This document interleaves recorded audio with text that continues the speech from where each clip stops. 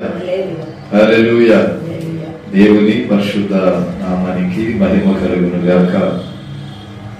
క్రీస్తునందు ప్రియులైన దేవుని బిడ్డలారా, యేసు క్రీస్తు పరిశుద్ధ నామములో మీ అందరికీ హృదయపూర్వకమైన వందనాలు తెలియజేయుచున్నాను. దేవుని వాక్యాన్ని మనం ధ్యానం చేద్దాం. ఈ శుభవేళ పరిశుద్ధ బైబిల్ గ్రంథంలో నుండి మాటను చదువుకుందాం. లూకా సువార్త 2వ అధ్యాయం 9 నుంచి 15. ప్రభువు దూత నిలిచెను, ప్రభు మహిమ ప్రకాశించినందున మిక్కిలి భయపడి, అయితే భయపడకుడి, మహా సంతోషకరమైన సువర్తమానం నేను మీకు తెలుపుతున్నాను. అది ఏంటంటే, దావీదు పట్టణమందు నేడు రక్షకుడు మీ కొరకు పుట్టి ఉన్నాడు. ఈయన ప్రభువైన క్రీస్తు. దానికి ఇదే మీకు ఆనవాలు. ఒక శిశువు చుట్టబడి చూచెరని వెంటనే సమూహము ఉండి సర్వోన్నతమైన స్థలములలో మహిమయు భూమి మీద ఉండి మనుషులకు సమాధానమును గాకాని చాలు. నిజమైన క్రిస్మస్ మన జీవితాలలో ఎప్పుడు ఎలా చేస్తే దేవుడు సంతోషిస్తాడంటే, పాప జీవితము నుండి మార్చబడి ప్రభువులే జీవించినప్పుడు నిజమైన క్రిస్మస్ ని చూస్తాం. ఆ గొర్రెల కాపర్ల దగ్గరికిను దేవదూత వెళ్ళి మాట్లాడడానికి సిద్ధపడే సమయానికి వాళ్ళు ఆ వెలుగును చూసి దయ్యం వచ్చింది, భూతం వచ్చింది అనుకున్నారు. అన్ఎక్స్పెక్టెడ్ గా ఒక వెలుగు ప్రకాశించింది అంటే అర్ధరాత్రి వేళ చాలా భయపడిపోతూ ఉంటాం. ఆడదాకెందుకు, మన మార్గ మధ్యలో నడుచుకుంటూ వెళ్తే ఏదైనా చప్పుడు వచ్చిందంటే వెనకెవరో వస్తున్నారు అనుకుంటాం. వీళ్ళు రోజు మందను మేపుతున్నారు అరణ్య మార్గమున. ఆ పొలాల్లో మందను మేపుతూ ఆ రాత్రి అక్కడ మందను కూర్చోబెట్టుకుని వాళ్ళు జీవనాన్ని సాగిస్తూ ఉన్నారు. ఒకరోజు దేవుని దూత వారి మధ్యకి వచ్చింది. వచ్చి మాట్లాడినప్పుడు వాళ్ళు మిక్కిలి భయపడ్డారు. దయ్యం వచ్చింది, భూతం వచ్చింది, ఏంటి ఇంత వెలుగు, ఏంటి ఏం జరగబోతుంది? అప్పుడు దూత అంటది, దావీదు పట్టణమందు నేడు రక్షకుడు పుట్టాడు.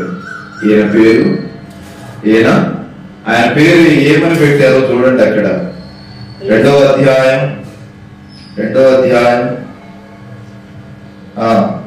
మీరు 20 నుంచి చదవండి.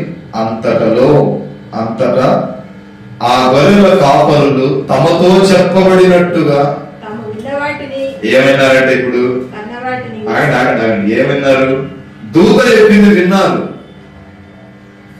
తాము విన్న వాటిని ఏ కన్నారు, ఏం చూశారు అంటే, రక్షకుడు పుట్టిన స్థలము, రక్షకుడిని కూడా చూశారు.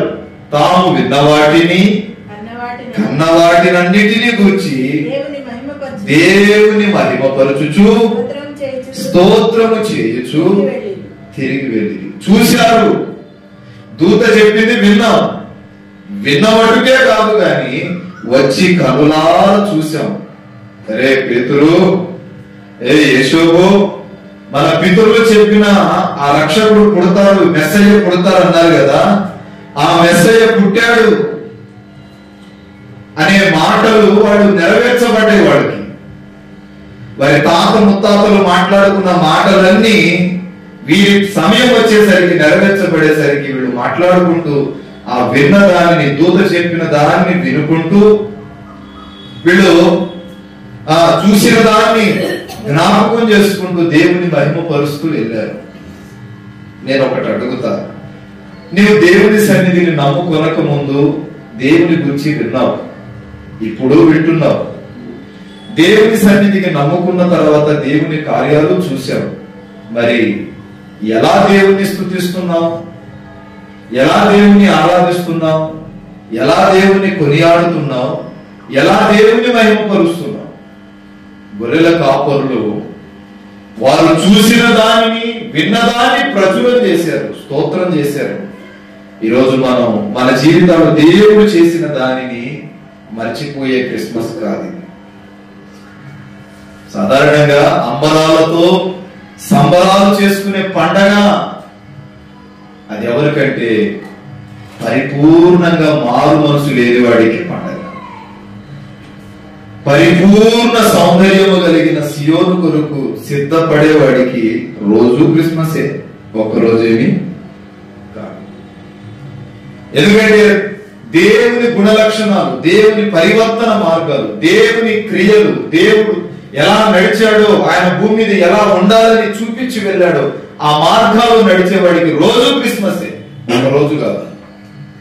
మీరు గమనిస్తే అన్యులకి ఒకే రోజు పండగ, ఆ ఒక్క రోజు వాళ్ళు పరిశుద్ధంగా ఉంటారు. మిగిలిన రోజులని ఉంటారా? మరి మనము వారి వలే చేస్తున్నాం. ఇప్పుడు ఇది మారనట్ట మారనట్టే. ఒక్కరోజు పండగని గంతులు వేయడం దేవుడు అంగీకరించనిది. దేవుడు అంగీకరించేది ఏంటంటే నీ జీవిత బలి, నిత్యము స్తోత్ర బలి, నిత్యము ఆయన సన్నిధిలో ఏం విన్నావో, ఆయన మహిమను ఎలా చూశావో దానిని బట్టి దేవుని నిత్యము స్తుతించాలి. కాపరులు చేసిన మొట్టమొదటి పని. అప్పటి వరకు రక్షకుడు పుడతాడు అన్న దానిలోనే ఉన్నారు. కానీ రక్షకుడు పుట్టిన తర్వాత వారు విన్న వాటిని, కన్న వాటిని చూసి దేవుని మహిమపరచడం ప్రారంభించారు. మరి మనము విన్న చోటే విడిచిపెట్టే వారమే ఉన్నాం. చూసిన చోటే విడిచిపెట్టే వారమే ఉన్నాం. వారు విడిచిపెట్టలేదు, కానీ మరింతగా దేవునికి సమీపించబడ్డారు. కింద వచనాల్లో చూస్తే ఆ శిశువునకు సున్నతి చేయవలసిన 8వ దినమున వచ్చినప్పుడు గర్భమందాయన పడక మునుపును దేవదూత చేత పెట్టబడిన ఒక నిమిషం శిశువు సున్నతి చేయవలసిన ఎన్నో దినం అంటే అది మనం ఎన్నో దినం చేస్తాం?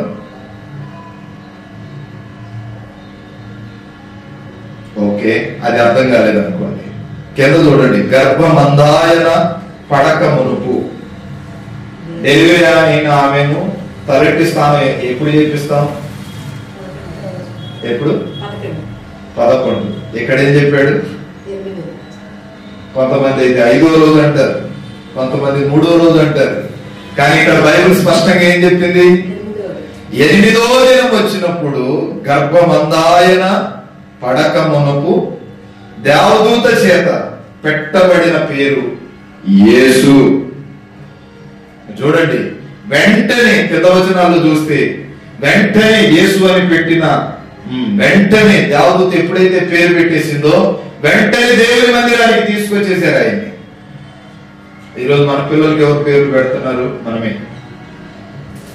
వారు దేవదూత అన్నది కదా, ఇదిగో యేసు అంటే రక్షకుడు, తన ప్రజలను వారి పాపము నుండి రక్షించుటకు ఈ యొక్క బాలుడు ఈ లోకానికి పుట్టవలసి వచ్చింది. కనుక ఇతనికి యేసు అని పెట్టండి అన్నారు. ఇప్పుడు ఏ పేరు పెట్టారు? ఇప్పుడు పై వచనాలు అయితే చదివారు. దావీదు పట్టణమందు నేడు రక్షకుడు పుట్టి ఉన్నాడు, ఈయన ప్రభు అయిన క్రీస్తు. క్రీస్తు అంటే యేసు అంటే అభిషక్తుడు. వారి పాపము నుండి విడిపించి వారిని అభిషేకించువాడు. ఇంకా మీరు కింద వచనాల్లో చూస్తే, మోషే ధర్మశాస్త్రము చొప్పున తమ్మును శుద్ధి చేసుకుని దినములు గడిచినప్పుడు ప్రతి తొలుచూలు మగపిల్లను ప్రభువులకు ప్రతిష్ఠ చేయబడవని అని ప్రభువు ధర్మశాస్త్రముందు వారికి రాయబడినట్టు ఆయన ప్రభువునకు ప్రతిష్ఠించుటకును ప్రభు ధర్మశాస్త్రం ముందు చెప్పబడినట్టు గూగుల జతనైనను 2 పావులకు పిల్లలైన ఇదంతా ప్రతిష్ఠ. పిల్లరా, మీరు 16వ వచనం నుండి చూస్తే, త్వరగా వెళ్ళి గొర్రెల కాపరులు త్వరగా వెళ్ళి మరియను యేషోబును తొట్టిలో పండుకొని ఉన్న ఆ శిశువును చూసిరి. వారు చూచి ఆ శిశువును గూర్చి తమతో చెప్పబడిన మాటలు ప్రచురం చేసిరి.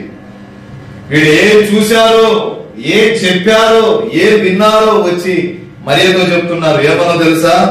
ఇదిగో వారితో ప్రచురం చేసి గొర్రెల కాపులు తమతో చెప్పిన సంగతులు విన్న వారందరూ ఏమయ్యారంట? మిక్కిలి ఆశ్చర్యపడిరి. ఏం విన్నా?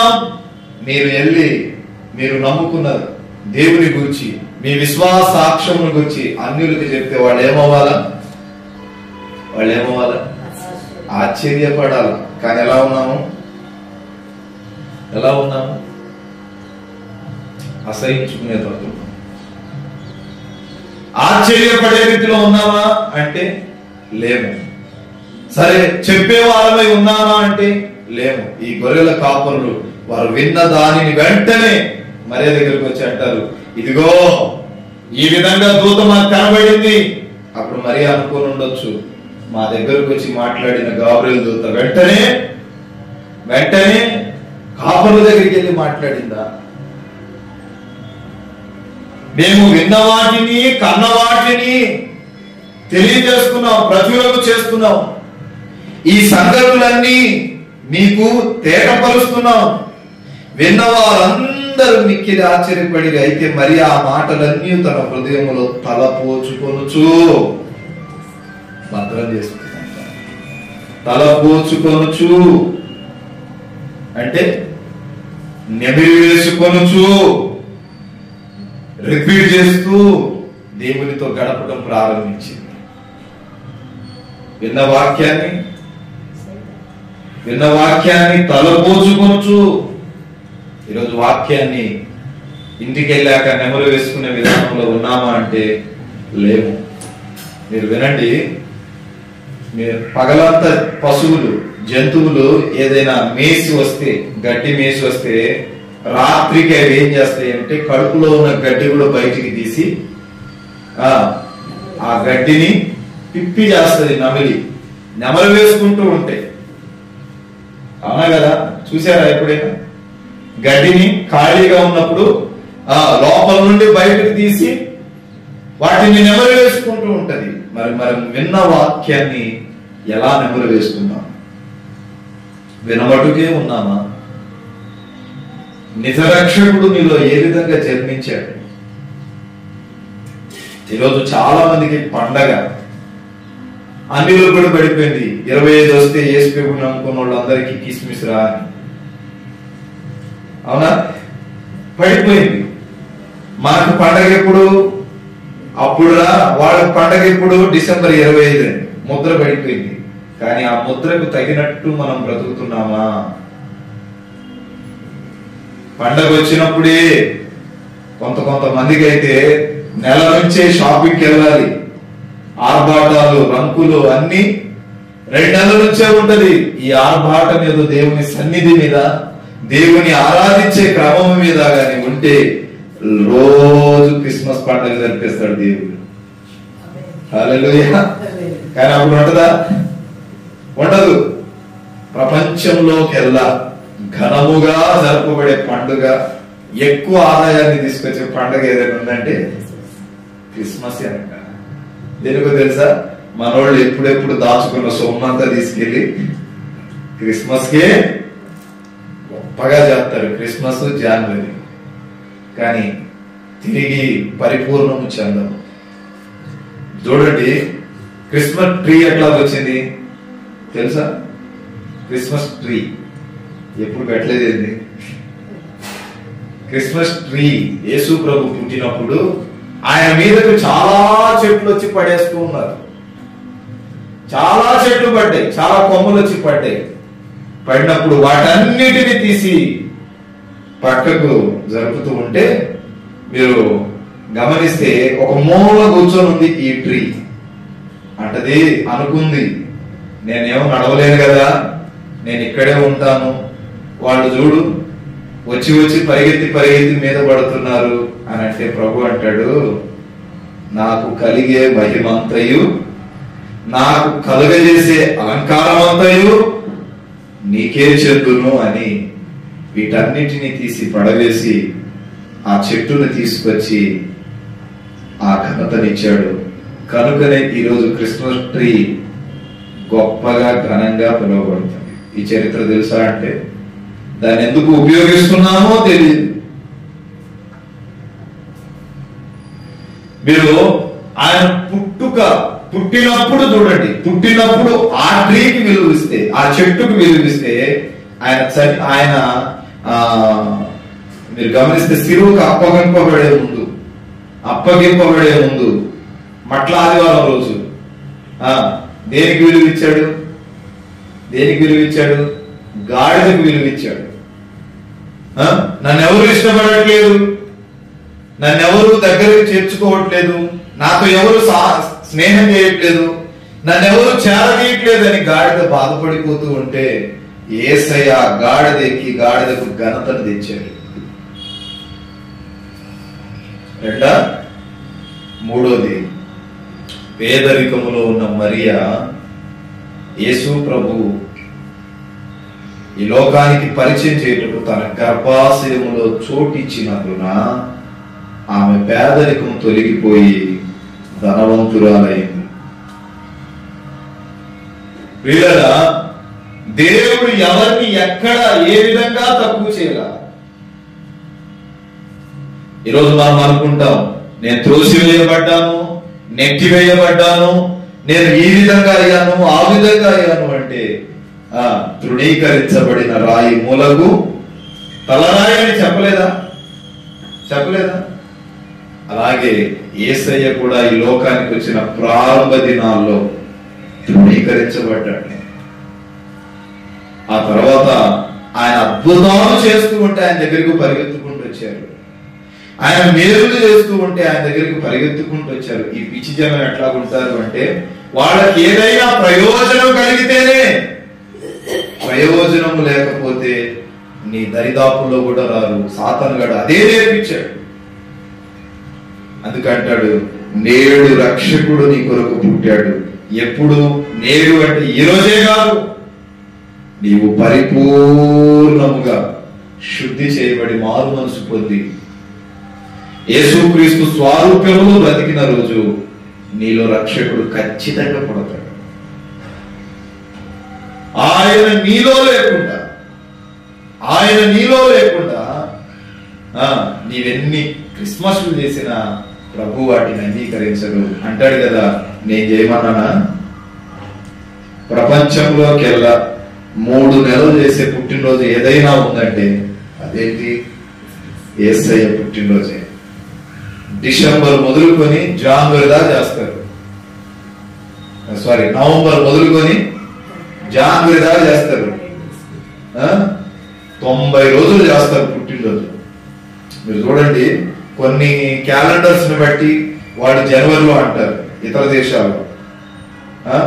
మన ఏరియాలో కొంతమంది నవంబర్ అంటారు, సౌత్ సైడ్ మనమేమో డిసెంబర్ అంటున్నాం. కొన్ని ఏరియాల్లో కొన్ని రీతులుగా ఈ పండగ జరుగుతూనే ఉంటది. ఇంచుమించు ఎన్ని రోజులు? 3 నెలలు చేస్తారు.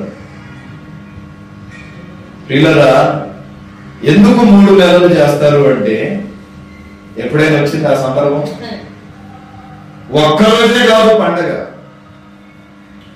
మన పుట్టినరోజు అయితే ఒక్కరోజే చేసుకుంటాం, ఒక్కరోజే. ఒక్కరోజు ఆ రోజు కేక్ కత్తిరించేసిన తర్వాత, కేక్ కట్ చేసిన తర్వాత ఇంకా అయిపోయింది, పుట్టినరోజు అయిపోయింది. కానీ లోకాన్ని ఏలే రారాజు యొక్క జన్మదినం వరుసగా నిత్యము కొనసాగుతూనే ఉంటది. ఇంకొక మాట చెప్పాలంటే 366 రోజులు ఆయన జన్మదిన వేడుకలే. ఎప్పుడు చెప్పనా, నీవు ఆయన స్వారూప్యములో బ్రతకటం ప్రారంభిస్తే క్రిస్మస్ పండుగ కూడా నీకు రొటీన్ గానే కనపడుతుంది. రోజు ప్రభు దగ్గరికి వెళ్ళి పానార్పణంగా కరిగిపోయి ఆయనతో కొద్దిసేపు మాట్లాడుకొని, కొద్దిసేపు దేవునితో గడిపి, కొద్దిసేపు దేవుని సందర్శించి, దేవుని చెప్పే మాటలు విని నువ్వు నడుస్తూ ఉంటే రోజు నీకు ఒక క్రొత్తదనం కనబడుతుంది. కానీ ఈ రోజు ఉన్న క్రొత్తదనం రేపు ఉండదు, రోజు క్రొత్తదనం కనబడుతుంది. కానీ మనం అట్లా చేస్తామా అంటే, అన్ని ఆచారాల నుండి వచ్చిన వాళ్ళమే కదా, పండగ రోజే పప్పన్నం తినాలి అన్నట్టుగా చేస్తున్నాం. యేసయ్య అంగీకరించే క్రిస్టమస్ అంటే, క్రైస్ట్ మస్ అంటే అర్థం ఏంటంటే క్రీస్తును వ్యాలీ చేయటం, యేసును ప్రచురపరచడం. క్రిస్మస్ రోజు ఉదయాన్నే లేచి ఒక నలుగురికైనా సువార్త చెప్పి చూద్దాం, ఈ సంవత్సరానికి ఒక న్యాయం చేసిన వాళ్ళం అవుతాం అనేది ఉందా? మనం జరుపుకునే పండగ కాదు, అందరినీ పిలిచి జరుపుకునే పండగే ఈ క్రిస్మస్. అన్యులను సైతం పిలిచి ఈరోజు రక్షకుడు పుట్టాడు అని వారిని దగ్గర చేర్చుకొని, వారి కొద్ది నిమిషాలు మాటలు చెప్పి క్రీస్తు ప్రేమను వారికి పరిచయం చేస్తే ఒక్కడైనా మారితే నీవు జరుపుకునే క్రిస్మస్ కు అర్థం ఉంటది. హల్లెలూయా. ఏలయనగా మనకు శిశువు పుట్టెను, కుమారుడు అనుగ్రహించబడెను అని రాసిపడింది వాక్యంలో. మనకే కాదు శిశువు, మనకే కాదు అనుగ్రహించబడింది, సకల జనులకు. అట్లా ప్రారంభించి చూడండి. ప్రతి క్రిస్టమస్ కి ఓ 10 మందిని ఎన్నుకోండి, 10 మంది కొరకు నెలంతా ప్రార్థన చేయండి. క్రిస్టమస్ రోజు ఆ 10 మందితో మాట్లాడండి, 10 మంది కొరకు ప్రార్థన చేయండి. వీళ్ళరా జాన్వరి తిరగక మునిపే, ఈ నెల పూర్తి అవ్వక మునిపే వారిలో కొందరైనా రక్షణ పొందుతారు. మనం మన బిజీ షెడ్యూల్లో పడిపోయి చెయ్యం, గాని కొందరైనా రక్షణ పొందుతారు. కొందరి ప్రార్థన రిక్వెస్ట్లు తీసుకొని వారి కొరకు ఒక 5 నిమిషాలు ప్రార్థన చేసి, రోజులో ఒక 5 నిమిషాలు, ఒక నెలంతా ఈ 10 మందిని పట్టుదలగా చేసుకొని ప్రార్థన చేస్తే నీవు ఆ సంవత్సరపు క్రిస్మస్, ఈ సంవత్సరపు క్రిస్మస్ లో ఒక మంచి పని చేసిన దాని అవుతాం, కొందరిని ప్రభువుకు పరిచయం చేసిన వాడు అవుతాం. హల్లెలూయా, హల్లెలూయా. మనం పండుగ చేసుకుంటే ప్రయోజనం లేదు, కానీ బీదలను కనికరించువాడు యెహోవాకు అప్పించువాడు. కానీ మనం అట్లా చేస్తున్నామా? మనం రంగులు వేసుకుంటున్నాం, మనం మంచిగా తయారవుతున్నాం. మనం మంచిగా తయారై మనం ఇదిగా ఉంటే క్రీస్తు ఎలా మనలో జన్మిస్తాడు? ఆయన జననానికి ఒక అర్థం ఉంది. ఆయన జననములో, ఆయన పుట్టుకలో ఆయన కోరుకున్నది ఏంటి అంటే, సమస్తమును సకల జనులను నా యుద్ధకు నడిపించాలి. మీరు అందుకే చూడండి, ఆయన పుట్టిన వెంటనే దేవదూత మొట్టమొదటి సువార్త చేసింది ఎవరికి? గొల్లలకి. వెంటనే తర్వాత జ్ఞానులకి చేసింది. అంటే ఆయన పుట్టుకలోనే సువార్త ఉంది. ఇది గ్రహిస్తున్నామా? ఆయన పుట్టుకలోనే సువార్త ఉంది. ఈ రోజుల్లో అనకూడదు క్యారల్స్ ఎన్ని గంటలకు వెళ్ళాలి? క్యారల్స్ తెలుసా? ఎన్ని గంటలకు చేయాలి తెలీదా? క్యారల్స్ అనేది క్యారీ బెల్స్ అంటే క్రీస్తుని క్యారీ చేయటం కదా. అంటే సువార్తను మోయటం, తన క్రీస్తు వార్తను మోసుకొని వెళ్ళి ప్రచురం చేయటం అని అర్థం క్యారల్స్ అంటే. కానీ ఎన్ని గంటలకు చేస్తున్నాము అంటే 12 గంటలకు చేస్తున్నాం. ఎప్పుడు? అర్ధరాత్రి 12 గంటలకి. ఇప్పుడు మీరున్నారు, మీకు యేసు ప్రభు గురించి తెలియదా? తెలుసా లేదా? తెలీదా? తెలుసు. తెలిసి కూడా 12 గంటలకు మీ ఇంటికి వచ్చి క్యారల్ చేశారనుకో, నీలో ఇంకా కొత్తది అయినా ఏ మార్పు ఉండదు కదా. అదే సాయంత్రం 5 గంటలకు 6 గంటలకు మీ ఇంటికి క్యారల్స్ వస్తున్నట్టు ఆ వీధంతటి మీద మీ ఇంటి ముందు నిలబడి ఆ వీధి మొత్తానికి సువార్త చెప్పితే ఒక్కడైనా మారడా? మనం ఎన్ని గంటలకు క్యారల్స్కి వచ్చాం? రాత్రి 12 గంటలకు వస్తే పక్కనోడికి డిస్టర్బ్ కాకుండా ఏమైంది? అది దేవునికి ఇష్టమా? చూడండి ఒకసారి, గమనించారు. వచ్చాడు కర్రోడు, ఇష్టం కాదు కదా.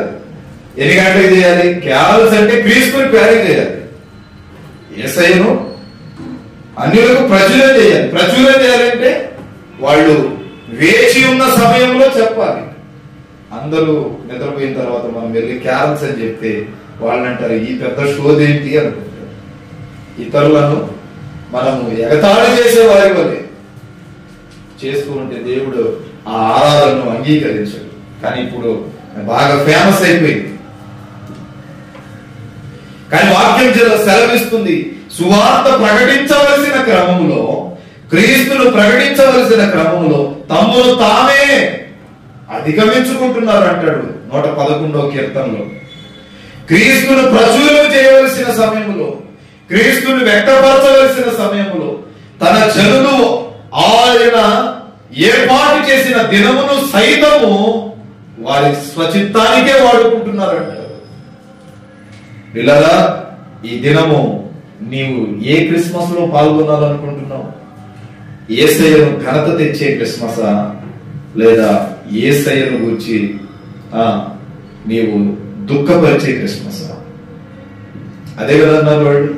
మేము విన్న వాటిని కన్న వాటిని ఇదిగో నెమరు వేసుకుంటూ ఆయనను స్తోత్రము చెల్లిస్తున్నాం.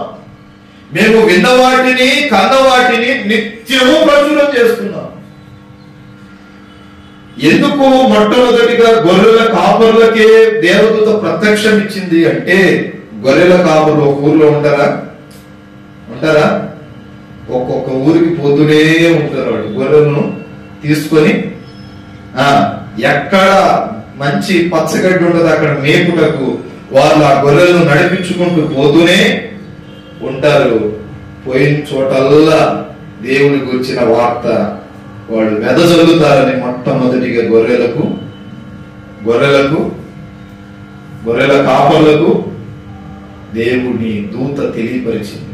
మీరు పాత నిబంధనలో కూడా చూడండి, ఆయన గొర్రెలకు మంచి కాపరి గొర్రెల కొరకు తన ప్రాణమును పెడతాడు.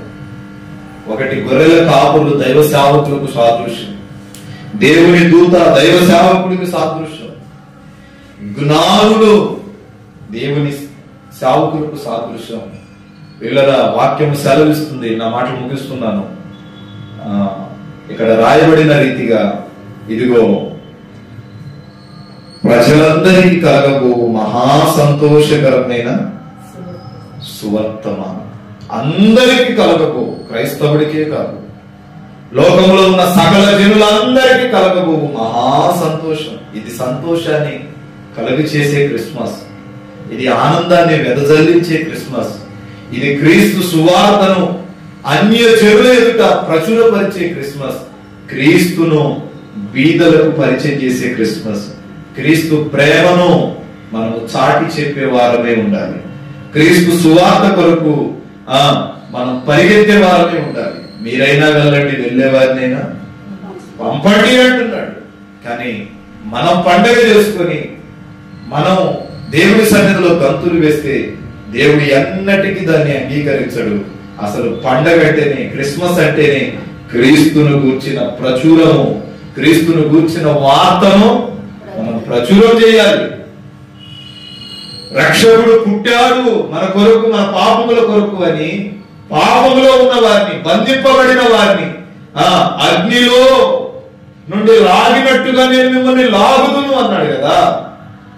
ఆ పాపపు ఊబిలో ఉన్న వారిని వెలుపలికి లాగుటకు, వెలుపలికి ఆ పాపం నుండి విడిపించుటకు రక్షకుడైన యేసును వారికి మనం పరిచయం చేయాలి. శాంతా క్లాస్ కూడా ఏం చేస్తాడు? గిఫ్ట్లు ఇస్తాడు. ఎందుకు ఇస్తాడు అంటే యేసయ్య ఒక బహుమతి రూపంలో తన ప్రాణాన్ని పెట్టినట్టు ఈ బహుమతి కొరకు అయినను మీరు ప్రయాసపడితే ఆ ప్రయాసలోనైనా క్రీస్తుని మీకు పరిచయం చేయవచ్చని ఆయన ఆ బహుమతులు ఇస్తాడు పిల్లలకి. అంటే ప్రతి ఒక్కరి జీవితంలో ఒక నూతన విశేషమైన కృప ఏంటంటే దేవుని గురించిన వార్తను ప్రచురణ చేయాలి. ఇంకా చెప్పే కదా, క్రిస్మస్ ట్రీ ఆమె కూర్చొని కన్నీరు పెడుతుందంట ఒక చోట కూర్చొని. అన్ని చెట్లను ఇష్టపడుతున్నాడు, నన్ను ఎందుకు ఇష్టపడట్లేదు అన్నప్పుడు అన్నిటినీ తీసి పక్కన పెట్టి ఏం చేశాడట? ఈ చెట్టుకి మహిమ తెచ్చిపెట్టాడు. నాకు కలిగే ఘనతంతయు నీకే కలుగుతుంది, నన్ను అలంకరిస్తే నిన్ను అలంకరిస్తారు. ఈరోజు క్రిస్మస్ అంటే క్రిస్మస్ ట్రీని ఎంతలా అలంకరిస్తారు కనుక వీళ్ళ వాక్యము సెలవిస్తున్నట్టుగా దావీదు పట్టణమందు నేడు రక్షకుడు పుట్టి ఉన్నాడు. ఈయన ప్రభువైన క్రీస్తు. దానికి ఇదే మీకు ఆదరణ. మోకరించండి, ప్రార్థన చేద్దాం. మహాపరిశుద్ధుడు ఆశ్రయుడుగా మా తండ్రి పరిశుద్ధ పాదాలకు స్తోత్రాలు. ఉదయకాలం క్రిస్మస్ ఆరాధన బట్టి సన్నిధిలో ప్రార్థిస్తున్నాం. ఎన్నో క్రిస్మస్ చూసాం, కానీ మేము మిమ్మల్ని ప్రచురణ చేయక మమ్మల్ని మేమే ప్రచురపరుచుకుంటున్నాం. ఈ క్రిస్మస్ లోనైనా మిమ్మల్ని పరిచయం చేసే కృపనివ్వండి. మా మనస్సును మార్చండి, హృదయాలను మార్చండి, తలంపులను మార్చండి, చూపులను మార్చండి. నీ స్వభావమును మేము పొందునట్లు కృప చూపండి.